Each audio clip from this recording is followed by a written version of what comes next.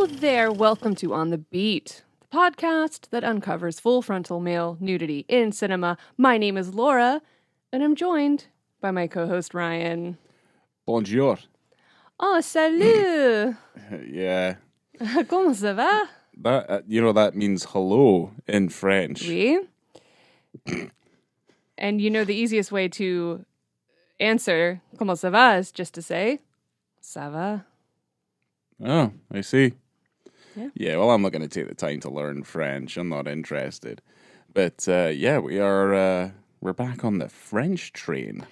We technically never came off the French train. Yeah. No.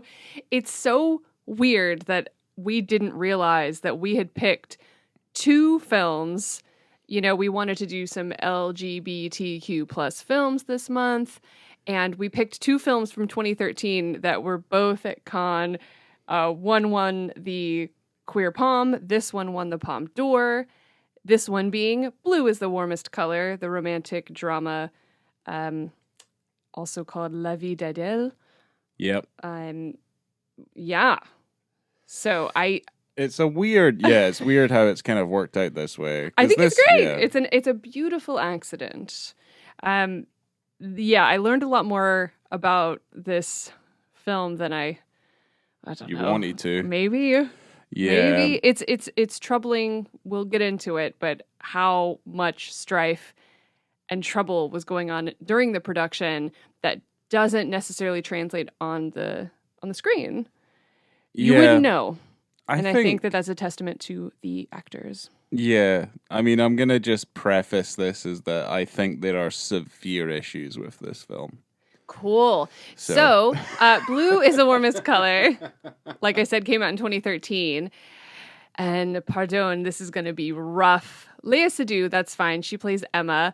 Adèle Exarchopoulos. Nope, that's bad. Exarchopoulos. Yeah, maybe. She plays Adèle. She gets to play her own name. Either way. Yeah, I find that weird. Well, we're gonna correlate. Those are the only two people that matter really necessarily in this film, but also Salim Keshush plays Samir, and Jeremy Lehuert is Thomas, which we don't see. We don't see either of those boys very much. We don't see an awful lot of the boys in this movie, which is perfectly fine because obviously we're dealing with the other side this time. Last time it was the boys. Now it's the girls. It's the girls. Yes. I don't know if it's fortunate or unfortunate, or maybe it doesn't matter at all. Maybe it just matters that the director isn't cast in a great light post production. But Abdelatif Keshish is the director of this film. That's how it's said. Abdelatif Keshish. Okay, yeah. I'm doing my best. Yeah. Do you want me to talk about him? I want you to talk about him, but I'm going to drop the synopsis right at the top just so we don't lose it.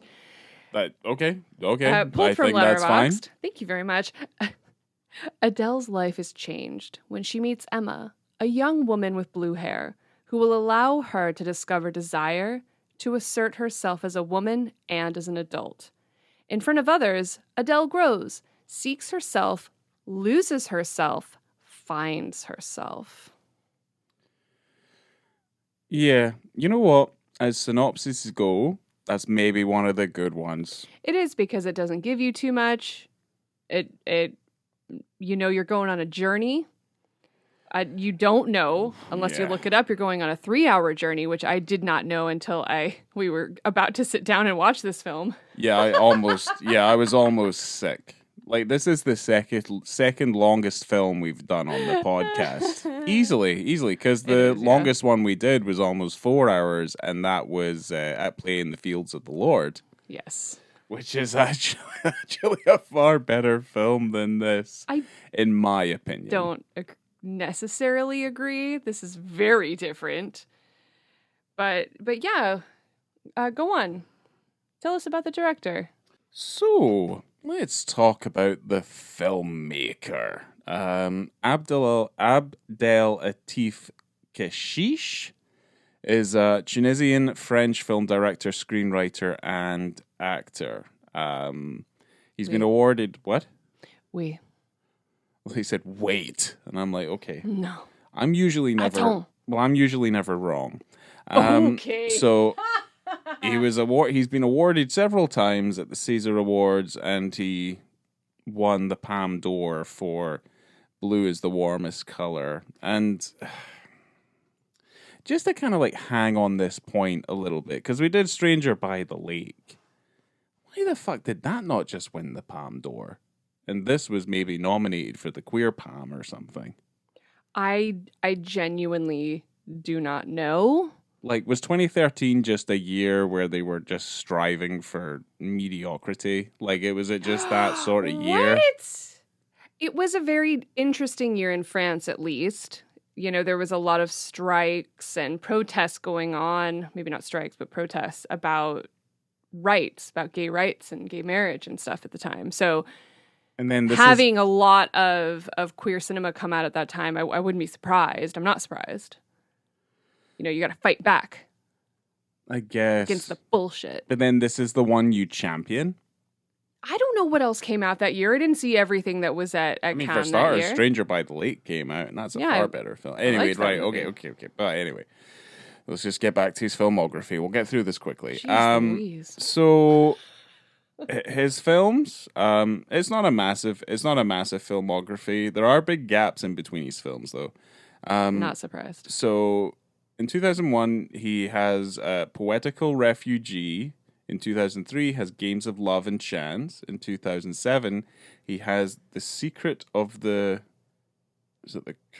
I thought it said Curtain, but I think it's The Secret of the Grain. I've got funny lettering where it's just like, I don't let the pen leave the paper, so everything ends up turning into one big squiggle. Grain. In 2010, it's Black Venus. In 2013, we have, obviously, Blue is the Warmest Color.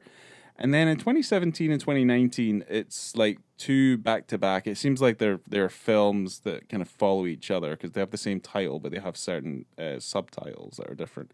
So it's called Mektob, My Love, Canto Uno in 2017, and then Intermezzo in 2019. And also, we can't avoid not talking about the fact that he was accused of sexual assault. Assault? That's what it said on the Wikipedia. Now, obviously... the source, the good old Wikipedia.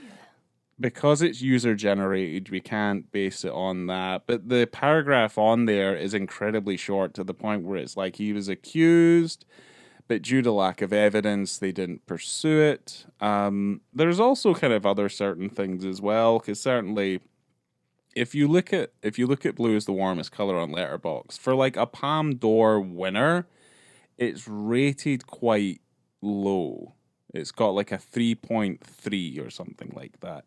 And the top ratings are all half stars or just 1 star. Oh, the top reviews, yeah. All the top reviews. And they kind of focus on a few things. And I'm getting this out the way because I do think it's important, and I do think it's... You can say you're getting it out of the way, but to be fair, a lot of the information I have is about the production. Oh, well, hold on to your butts. So... so it does have a low Letterboxd rating for as lauded as it is.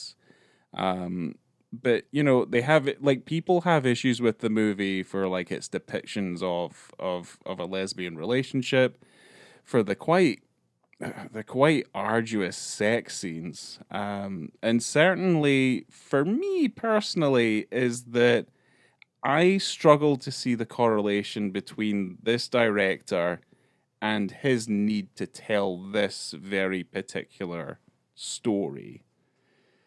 And I'm kind of like, I'm hoping that you'll shed some light on this a little bit, because I kind of feel like if this was in the hands of, say, someone who cared a little bit more about the material, I think the film would be far, far, far better than it is.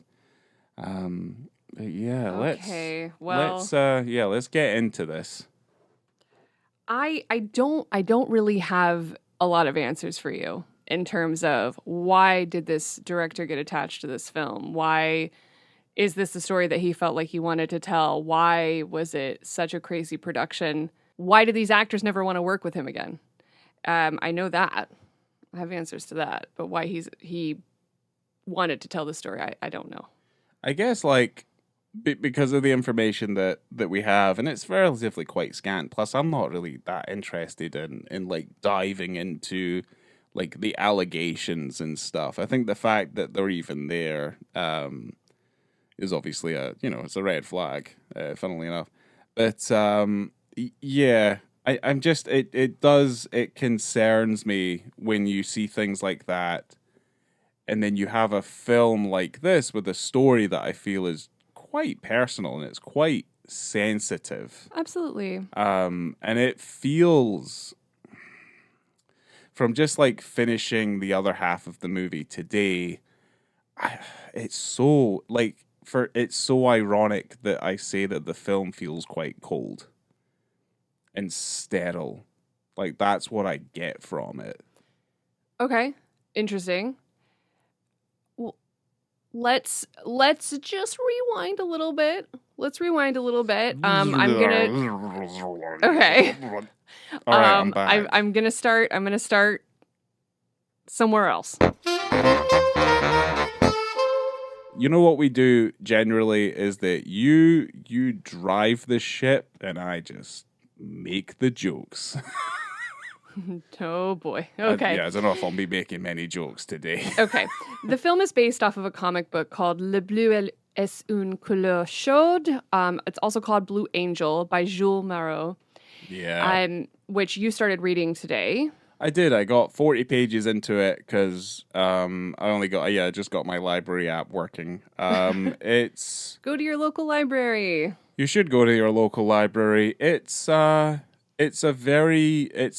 So far it's very good. It's only 160 pages. Like, I'll finish it within the next hour. But it's please wait until after we finish recording. Even within the first 10 pages, it's engaging, and it has a really nice premise. It's very sad. There are some relations to the adaptation in some small ways.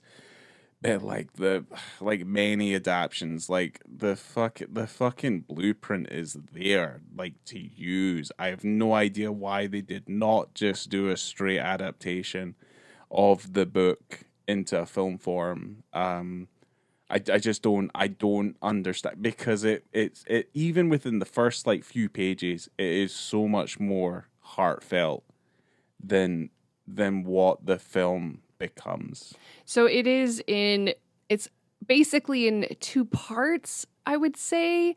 You don't necessarily know the time jump within the film. So you do start off with a young Adèle who is, working through herself and her life and figuring out, why am I not so interested in men? Is it just this man? Is it all of them? And she meets a woman who kind of opens up her life and her experiences, right? And then you get a jump. Yeah. You're not really quite sure of the jump, how long it is, but you see her a little bit older. She has a career. She's living with Emma. The film is also called The Life of Adèle, chapters 1 and 2. So yeah, it feels like an Odyssey. So you do get a very long classical sense span of time of this woman's life to try and just kind of follow her and her decisions and discovering herself. Which is a thing that it does differently than the book. The book has like a dual perspective going on, in that it focuses more on Emma as she's older, reading the diaries of, and her name's not Adèle in the book, it's Clementine. Yeah. So, and there's kind of a greater idea, because obviously the color blue is also a very kind of prominent color in the book and in the painting of the book, because it's mostly it's watercolored, finished off with pencil. At least that's what it looks like to me, anyway. So there's a greater use of color. Not to say that I don't think the film is shot poorly or anything. I think it does look quite nice. But it's really one of those. It's a handheld realism movie. There's at no point anything other than the camera's just handheld off the sticks, just Yeah. telling the story, so to speak. So the film was originally planned to be shot in 2.5 months. It took 5.5 months. Jesus Christ. The director shot at least 750 hours worth of footage. Okay? Okay. So We're getting into it. We're getting into the nightmare. there we go. Yeah. Okay. I've got a lot of information. So, That doesn't sound that bad to me. okay. Certainly from the directors that I admired over my time. Because certainly Yikes. if Fincher's out there doing 40 takes at a time, obviously Fincher is Fincher. This guy, we're gonna find out. But Well, yeah. I mean, even this director was saying, Charlie Chaplin was out there getting, 100, 110 takes. He goes, I'm nowhere near that bad. So there was an interview with both Leah and Adele, and they were asked if they had a lot of trust in the director. And Leah said, the thing is, in France, it's not like in the States. The director has all the power. When you're an actor on a film in France and you sign the contract, in a way, you're trapped. And Adele said, he warned us that we had to trust him. Blind trust. He wanted us to have sex scenes, but without choreography. More like special sex scenes. He told us he didn't want us to hide the character's sexuality because it's an important part of every relationship. So he asked me if I was ready to make it, and I said, yeah, of course, because I'm young and I'm pretty new to cinema. But once we were on the shoot, I realized that he really wanted us to give him everything. Most people don't even dare to ask the things that he did, and they're more respectful. You get reassured during sex scenes, and they're choreographed, which desexualizes the act. Yeah. Right. Yeah, it does. Because that's where the fine balance comes in, where the idea of a performance, quote unquote, is you're not understanding that these people are actually doing exactly what they're doing. Right. You can make the distinction.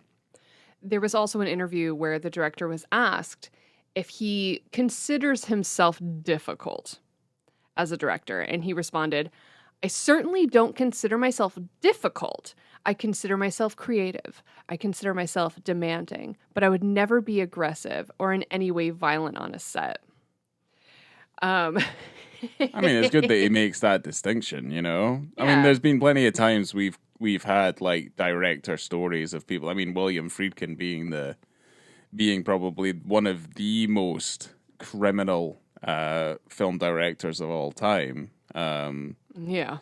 But there's certainly elements of that where, it's so outlandish. Like, it's so pantomime at that point. It's kind of, it blurs the line between, like the purpose of this, or, if you did it a different way, like if you took a softly approach to it as opposed to like, can I get the same reaction out of this actor instead of firing off a gun that they didn't know I had? Right. You know what I mean? Like, there's a line that gets blurred there. Like, how far will you push it to get what you think is the desired reaction?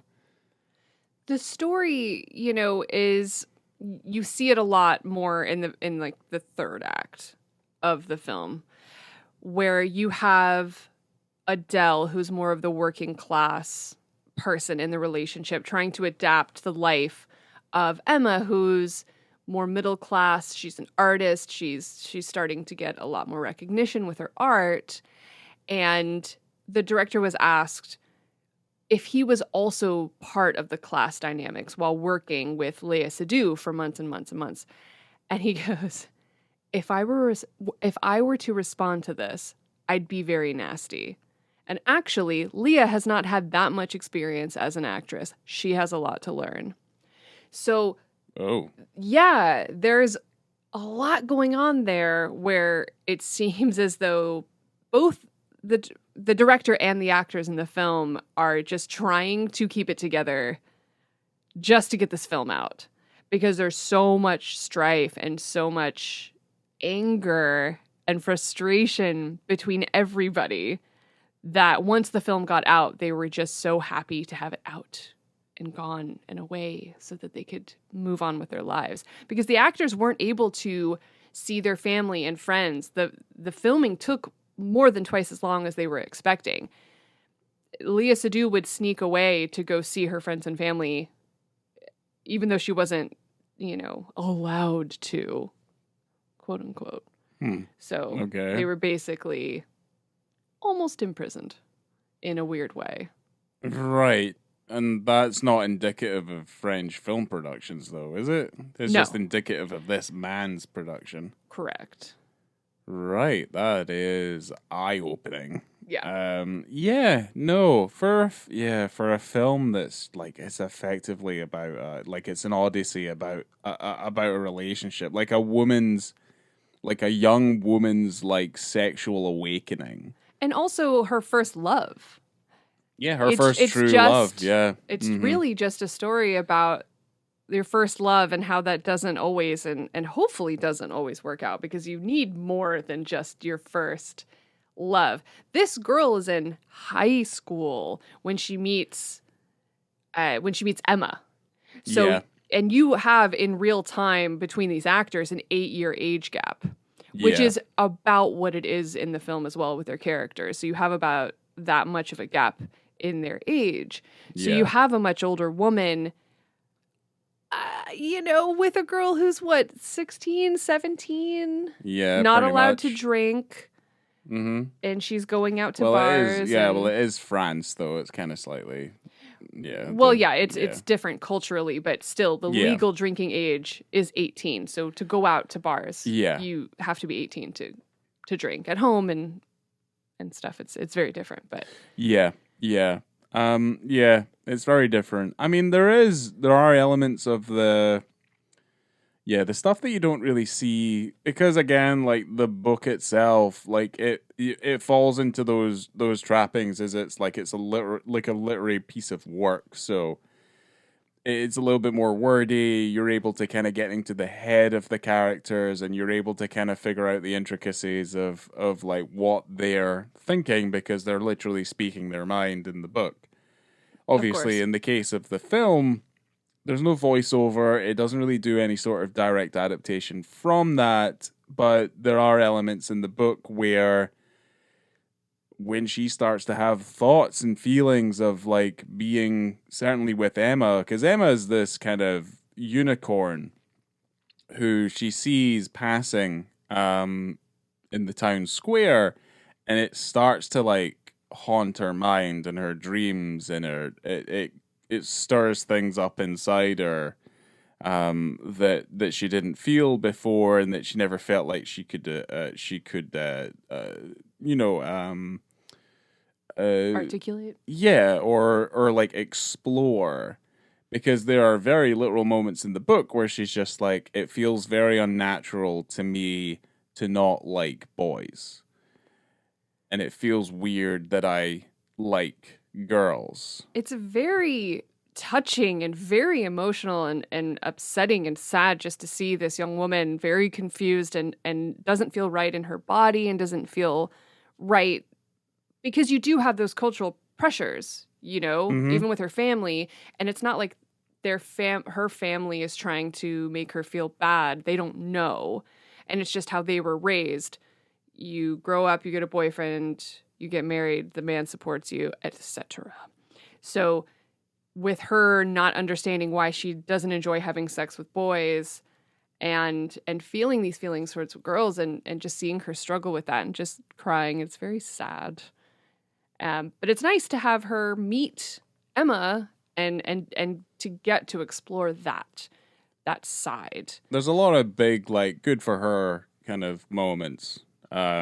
Where you feel like she's kind of sussed it out, but she does have to keep it a secret. There's that first time where Adèle sees Emma, and there's that steel drum that's being played in the background, and I would hope that every time she thought about Emma, she would hear that steel drum. I mean, I think it does, that's because the music of her. the steel drum. Yeah, the steel drum plays at the very end of the movie. It does. One of the biggest things that I feel like, I don't know why they didn't kind of, but there's some lovely lines put in the book where blue is the warmest color actually comes from, and obviously, the book was originally called Blue Angel. Yeah. But yeah. So that steel drum scene, that the first time that these two characters see each other, that scene took over 100 takes, by the way. And by the end of it, apparently, the director burst into a rage because after 100 takes, Seydoux walks by Adèle and she laughs because she'd been walking by each time doing this kind of stare down between each other. And he got so enraged that he picked up the little monitor that he was kind of viewing the scene from. He threw it into the street and he screamed, "I can't work under these conditions." What? Yeah. He was annoyed that he wasn't getting exactly what he wanted, but without articulating exactly what he wanted. So then he just got pissed off and threw equipment into the street. Yeah, I mean, here's the thing. It's one of the pivotal moments in the film, but like when you watch it, I don't know what you get from that for 100 takes. We're not enough. But we're not talking about a film that's like technically, at least like visually, like a complicated film. Like it's very I don't want to use the word simple, but like it tells the story.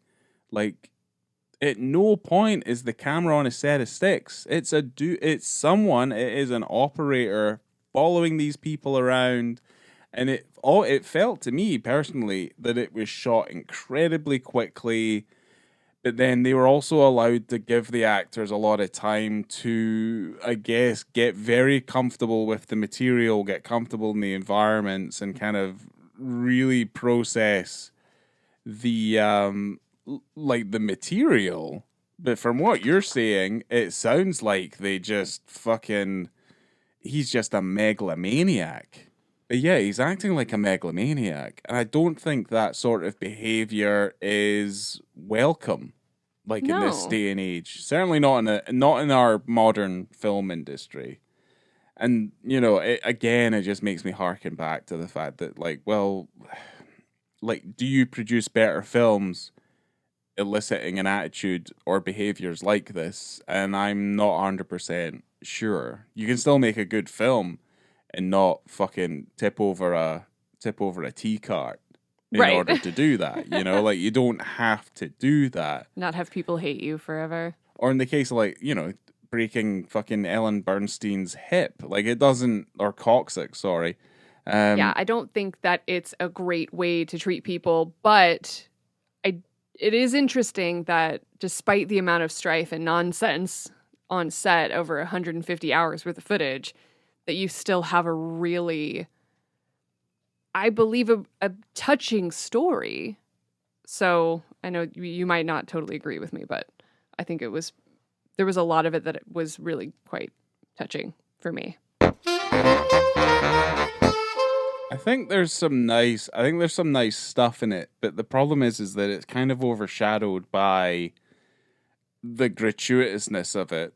Okay. Which I don't think is necessary in any way, shape, or form to help tell this story. So this is maybe a good point to jump into the only penis scene in this film, which I think it's important. I think this moment has to happen.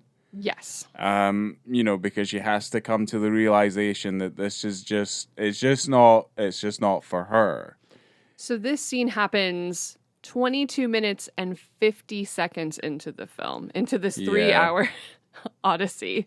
Oof, yeah. So this is just after Adèle has a sexy wet dream about Emma, after their first kind of visual encounter with each other in the streets, after the steel drum moment. Yeah. Where there's a guy from school called Thomas, and all of Adèle's friends are saying he likes you, you like him, have you slept with him yet? And they'd gone out and had a smooch and went to the movies. And She has some pretty horrid friends. they're very pushy, yeah. very nosy, incredibly nosy, but they're not as terrible yet as they become. No. At least at this point. So their sex scene happens, like I said, after she has kind of this wet dream about Emma. But they had gone out, Adele and Thomas, and I believe this is the first time they have sex. At least it's the first time that we know that they're having sex. And so you do get a glimpse there, and it's just an awkward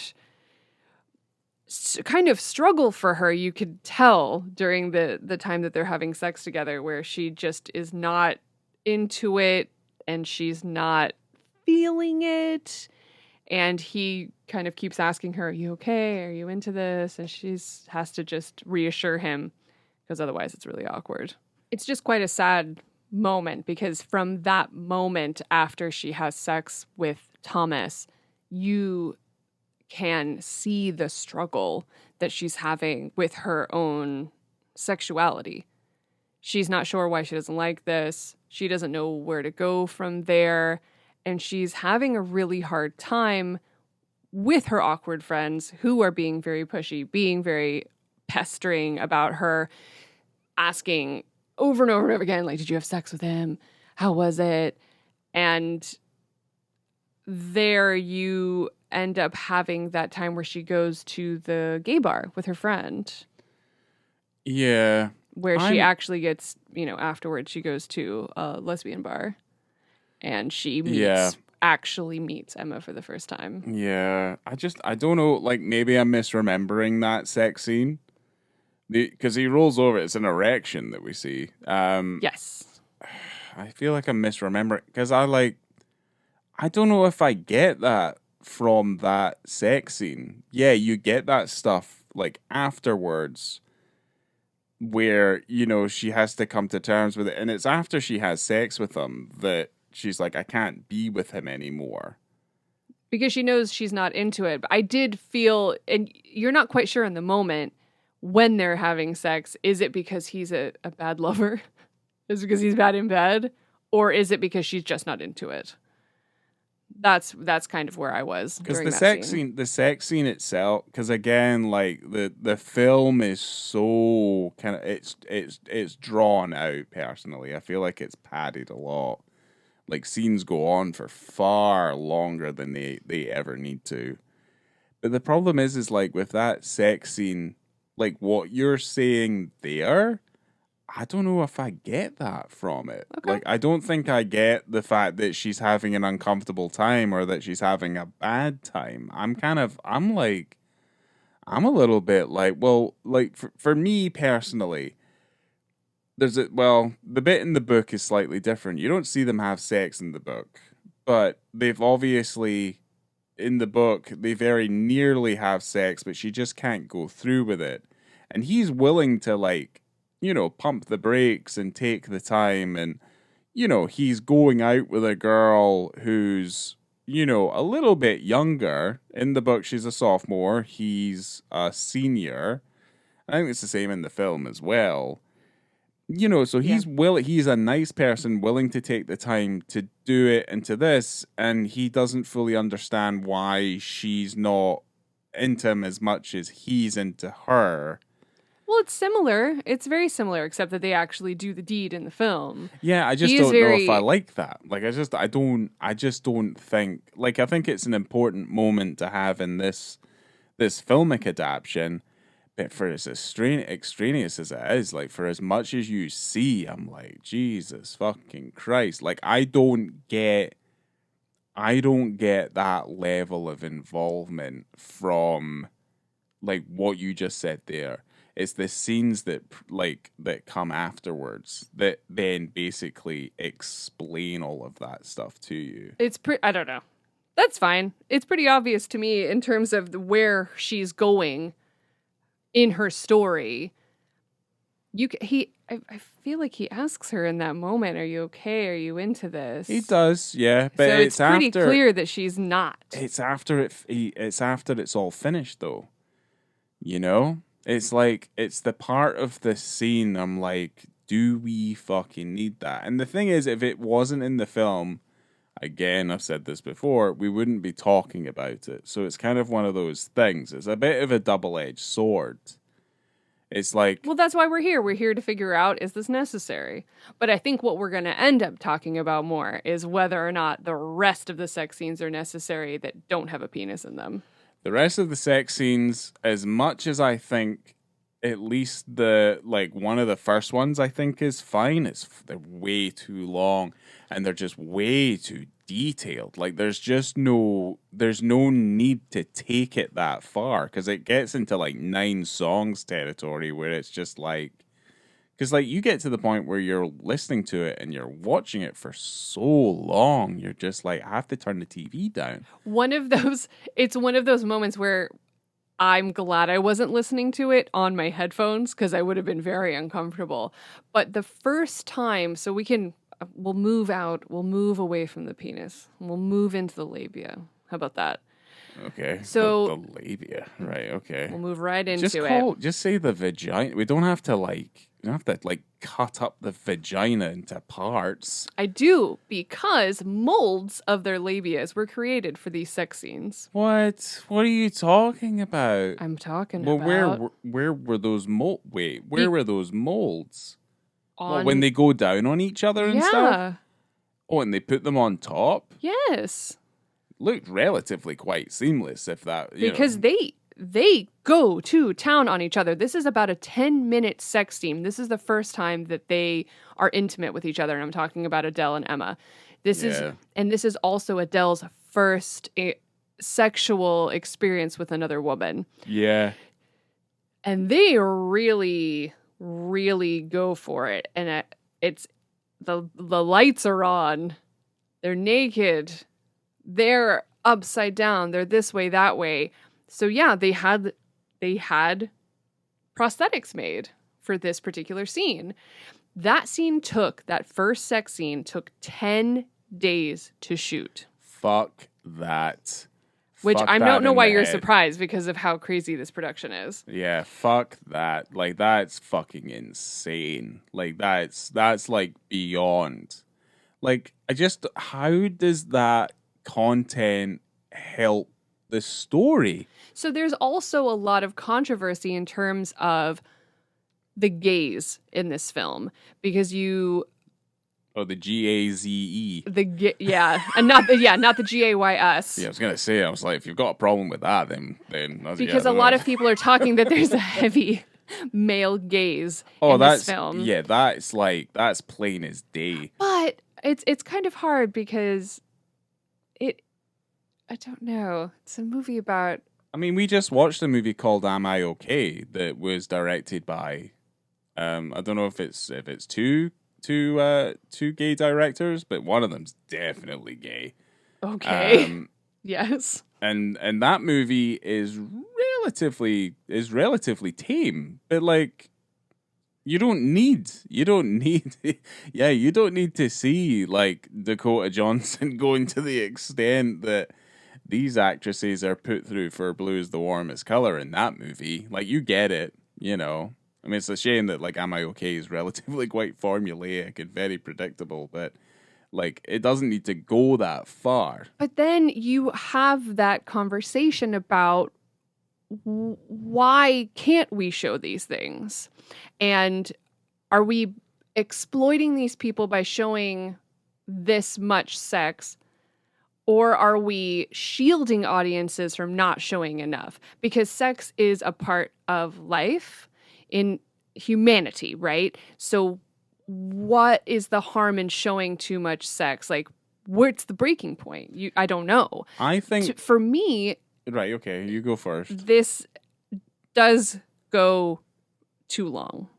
This particular scene that I'm talking about, this 10-minute sex scene. So there was actually an article where they asked lesbians to react to this film's sex scenes. Some of the comments included things like, it was really geometric. Another one was, the scissoring. Wish it could happen. Never's happened once in human history. I'd rather go lick a Baskin Robbins ice cream cone. Huh. So maybe they're right. Maybe there is too much male gaze in this particular film. And it's hard to blame the director completely because, well, no, it's not hard to blame him completely. You can't. I mean, don't get yourself into a position where you're going to start blaming the actors for No, what I'm they're not. doing. I'm not blaming the actors at all. And I'm not.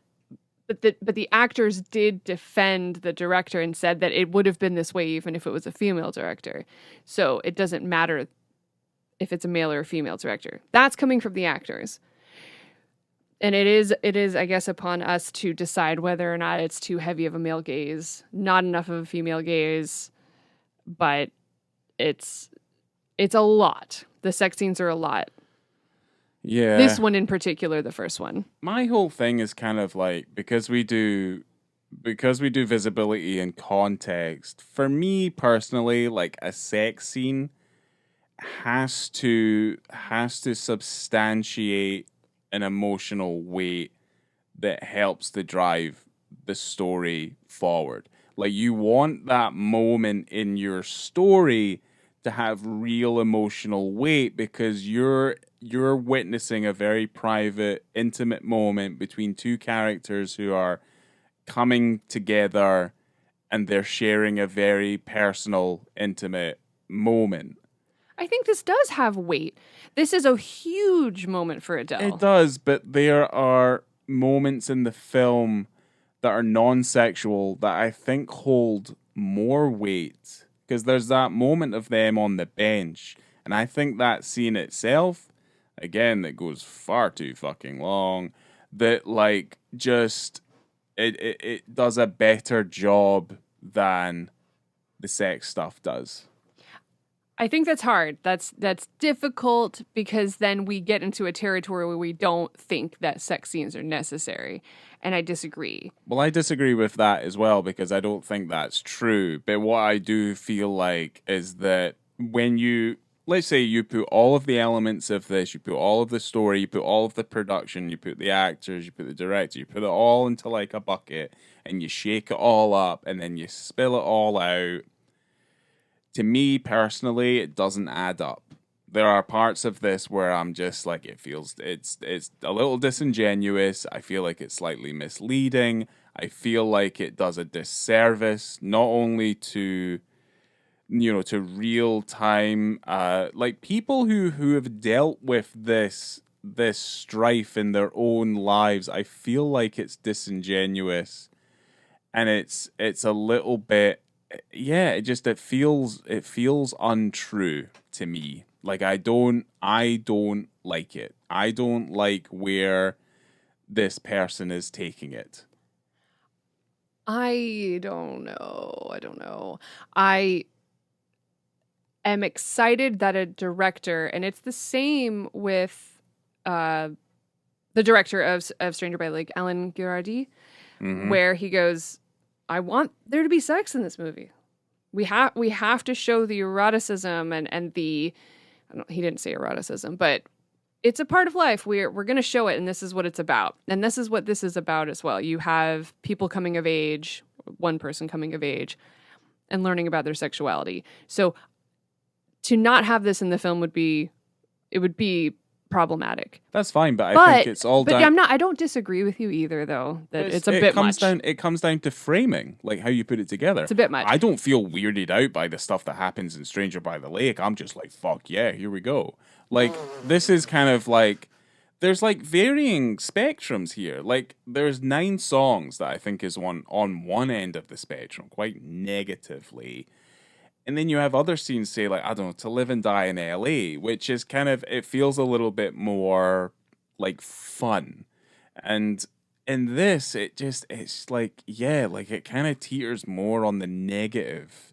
Just because of, again, like, how long it goes and, like, where the camera takes you. And it's like, I'm like, yeah, I don't know if I need to see a lot of this. Because, by length, it doesn't necessarily mean it's more emotional. It just means No. it needs, I also don't want to. it needs to justify its existence for longer if it does that. I also didn't want to sit there for 10 straight minutes and watch that go on because it was a lot. And there's several scenes. There's several sex scenes between these two characters. Yeah. So I don't know why the first one had to be 10 minutes long. I don't know why. I don't know. Yeah, I think like you get yourself into a slightly sticky situation when, you know, we really break it down and we really think about it and stuff like that. But for me, like, I don't want to say it's like lazy storytelling because you need that sexual element in this because her journey is a kind of sexual awakening. Like it's a sexual journey, and for her, sex is very important.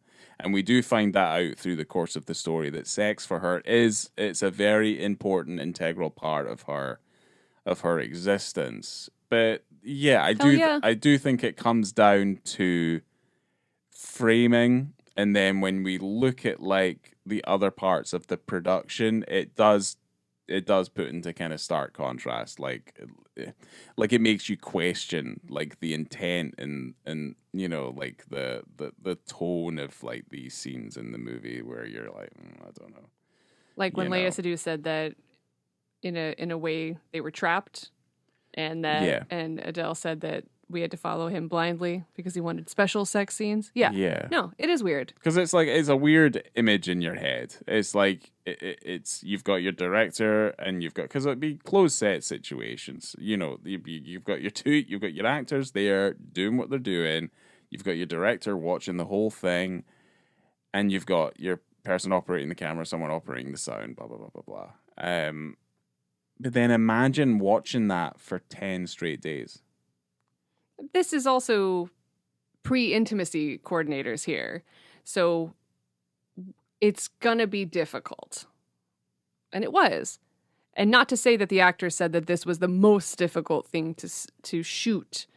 The whole production itself was difficult. Yeah. So they never pointed out that particular one as the worst part. Yeah. But the whole production itself was filled with troubles. I just think that just on that basis alone, like it makes you ask a whole bunch of questions. Because certainly, to me, at least personally to me, the film is subpar. Okay. All right. So let's move on. Let's move on from here. Away from the hate. And I'm not hating. I'm trying to find justification for some of the choices I feel are being made here. Okay. That's all. Because here's the thing. It's not that I don't hate this movie. I'm just disappointed. Okay. What about, I'm going to bring up one thing that doesn't have anything to do with sex necessarily. What about all the food? The food? I wrote down, I don't know if you noticed this. I would be surprised if you didn't. The amount of eating that happens in this film. It's French. The amount of pasta. Yeah, she makes a lot of spaghetti. Yeah, no, that's I don't know. Like to me, it felt very genuine. Like the idea of like food and the coming together and stuff. Wraps, potatoes, candy bars under the bed, loose meats in the park. And then you had the pasta party. The pasta party. How many close-ups of people eating pasta and they had pasta sauce all over their faces. I mean, imagine if Brad Pitt was in this movie. Eating it up. He'd be stuffed. satisfied. Yeah, he would. Satisfied. He'd be bloated with pasta, doing those pasta poops. I think, I think it's, I don't really question any of it. Like, did you clock the movie that was playing during that pasta party? I saw in the background, but I didn't see enough of it, of the black and white movie, to like distinguish what it was. So that is a film called Pandora's Box by George Wilhelm Pabst. Okay. So there's a scene in that film in particular where it was revealed that the character was a lesbian, which apparently created a big scandal when it came out in the 1920s. Okay. So that's why that was yeah, there. not surprising. Yeah. That's why that was there. Okay, yeah. Do you have anything else that you want to bring up about the film? I've got a little bit more, but I'm just a little bit, yeah. I mean, the issue there's issues I have with just the telling of the story, because I do think the film is just inherently sad. yeah, the tale And is it's a sad upsetting. story, but then it's like any first love story where as a young person you think that love is going to last forever, but it typically doesn't. And then what kind of lessons do you learn from that? You know, you have a Call Me by Your Name, which is similar, where you have a really intense flame between someone and someone who's a little bit older, and that love persists, and that young person will have that love in their heart forever, right? And they'll never forget it because it's it's their first encounter with this type of relationship. And But Call Me by Your Name, like that relationship is handled with such a level of grace and tenderness that, like, I don't think that this doesn't have that. I do think that their relationship does have a lot of love, and you can see the love that they have between each other in this film. yeah, I mean, unless it's like the beginnings of like Stockholm syndrome, and it's just like you need to just No, You know I what do I think mean? that they both care about each other. By the production, not the story of the characters. I mean, Well, I'm trying to stick with the story. They do have a lot of love for each other, and it just didn't work out, and that's okay, and that's something that Adèle, the character, will just have to grow from. What's interesting, though, is that when you get towards the end of the film and you have 3 hours with these people, I was expecting a bit more of a resolution for Adèle. The ending's terrible. It's such a bummer. Yeah, the ending's bad. Because you have their love story, and you have their arc, and you have their passion. And it comes to a head, and then once life gets in the way, I suppose, then you see it end, and that's okay. But then Emma is doing really well and has a relationship and has a family, if that's something that you can call a success. But her career is going really well. And then Adèle is just she just walks away by herself. She's moved on from. Well, here's the thing, like, I just want to see more success for Adèle. I don't like it. Like, it won't, like, their relationship is whatever it is by this point in the movie, and then she cheats on Emma with a dude. And then, understandably, Emma gets rid of her. But the thing is like, and obviously Emma moves on and she does well with herself. And it's like, you're like, okay. And then you kind of just see this crippled, like, husk of Adèle just kind of parading herself around, who's just, like, incredibly guilty.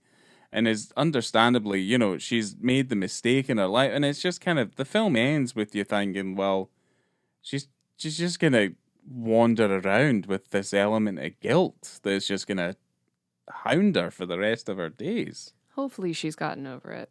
I think it's just sad. That's how it feels. You never want to be the one in a relationship that's the loser. You want to be the one that wins. And unfortunately, Adèle's not the one that wins in this situation. But then you also don't have any sympathy for her either. She did do a cheat. She fucking cheated on her. She did a cheat, so you're just and like, lied and lied and lied. You're like, why the fuck did you do that? I'm like, what? Can you sat down and had a wee chat first? Like, I don't Before understand. You do a cheat? Yeah, I don't really And she's like, wooed by the fucking action film star. And I'm like, that's not even the person that she does the cheat with, though. Is it not? No, she does a cheat with her coworker. Oh, from the nursery school. Yeah. Yeah. They go out to a sexy club and it gets sexy and then she Gets too sexy. gets a little too sexy. She does a Yeah. cheat. She pulls a cheat. It's Does it hurt more because she cheated with a man, do you think? Probably, but like it's again It's painful regardless. yeah, And it's and not fair. I just don't like it at that point either, and I don't like how there's no sense of like maybe there is, or maybe it's just not particularly clear to me. Like maybe there is a resolution from the filmmakers point of view where they're like, yeah, no, this is like she sees all of the ghosts of her past at the exhibition, right? And she's finally at that moment able to move on because it's so far from her at that point, maybe. Yeah. I'm just glad she didn't end up with a man. Sexuality is a spectrum, But I'm glad she didn't just walk away with the film star. I would have been annoyed. Well, I'd rather her be by herself and try, because you have to know yourself. You have to love yourself, and you have to be comfortable in your own skin in order to give love properly to other people. That's what I think. You have to be happy with yourself, and so hopefully that's the journey that our Adele goes on at the end. It's still ambiguous, but I don't think it's ambiguous in like a good way. Okay. Yeah, I'm just like, okay. So we already talked about how it won the Palme d'Or in 2013.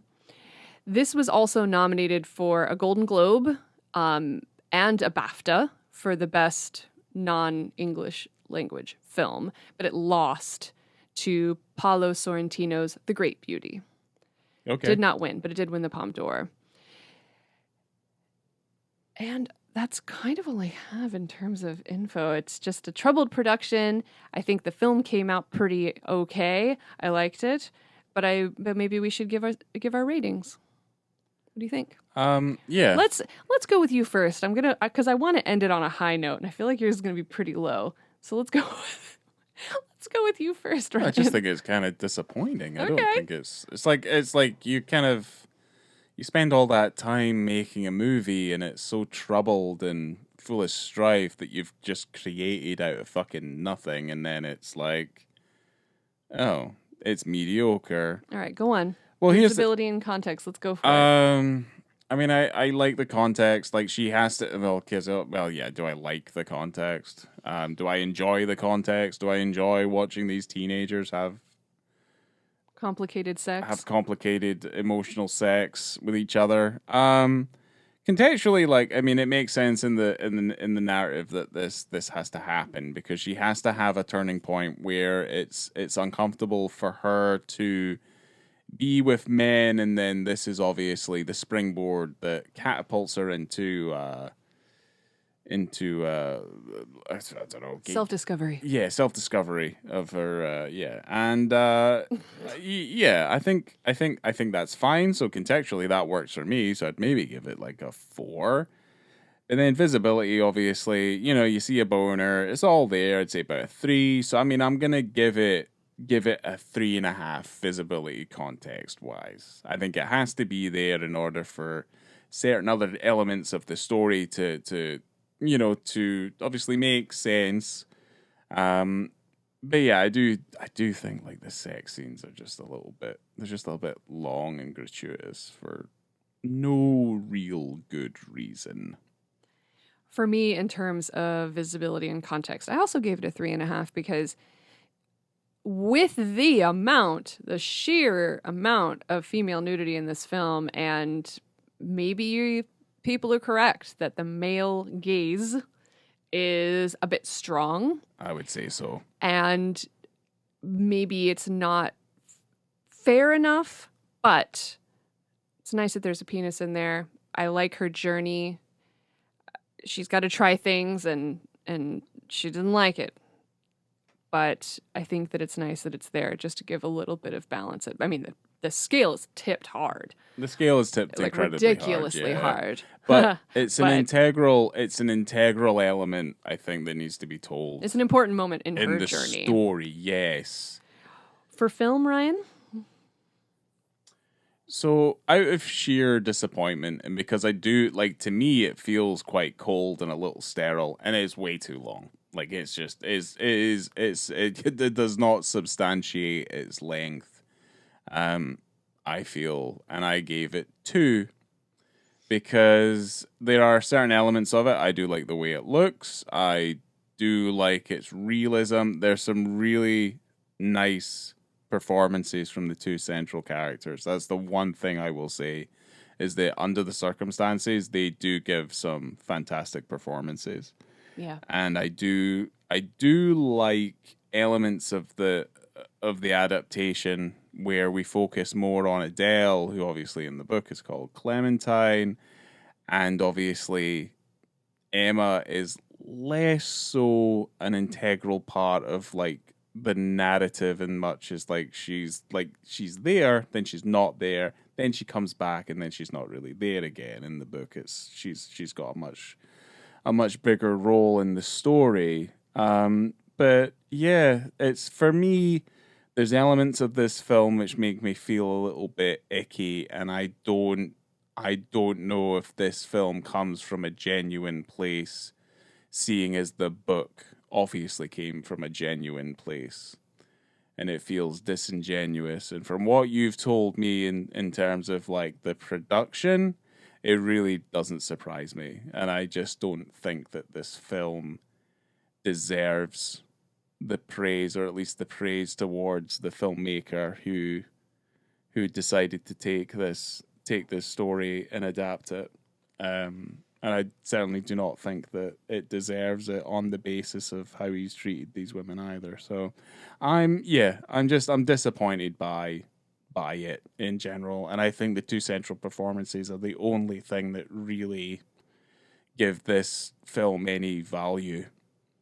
I gave the film a 3.5 because I liked it, and it's hard to separate the production from the final outcome, which is a shame in a way, because you should be able to appreciate what we have in the film, because I do think the film is a nice story, and I didn't find it sterile. Some of the sex scenes I did, because they're just too long. But yeah, I think that the story between these 2 characters is really nice, and I do like their journey, and it's touching. There's a lot of crying and snot, and not enough tissues for Adèle, which is troubling. But I thought it was nice, and it elicited a lot of emotions from me. You know, there was that scene at the beginning where Adèle meets with Emma the first time, where Emma picks her up from school, which is kind of gross because she's definitely too old for her. But Adèle's friends are teasing her in this horrible way, and it's just so upsetting, and it reminds me of how awful it is to be in school and to have shitty friends. But I don't know. I think it's a nice story, and it is too long. And I have to be the positive one here. This movie is way too long, and it took us ages to watch it. But I think if you sat down and took the time, I don't think it would feel as long as it is. I liked it. I didn't hate this movie. I liked it, and I would recommend it. I mean, just because I gave it a 2, I don't think I hated it. I think our scales are slightly different anyway. Very subjective. Yeah, I would say so. But like, I mean, I give it a 2. That doesn't mean that I hate it. I have certain respect for elements of it. I just don't think it comes together particularly well. I wish it was in the hands of somebody else. Yeah, probably. This guy has, from what I've read and seen, he's very much not in the public eye at the moment, especially after this and after the allegations, and how much the actors have come out and said, we will never work with this man again. That's not good. I've never heard of that before. Even in troubled productions, you know, I've never heard of actors actively saying out in the world, I'm not going to work with this person again. I mean, not often. Yeah. No, but yeah, I mean, well, Yeah, I mean, from the Miramax Weinstein shit, like, there's plenty of people who are coming out about that anyway. No, I mean, if any of that stuff is true, and we kind of have to go on the basis that it is, then I say good riddance. Yeah. Personally, so. But there we go. Like, yeah, whatever his work is, it's a drop in the bucket compared to the absolute as a torrent of talent that's pouring out into cinema now. So at least we have these two women. They were incredible. They were both incredible in this film, and good for them. Yeah, they're wonderful. Well, they still have careers. So I mean, that's lucky for us. Yeah, good for them. Good for them.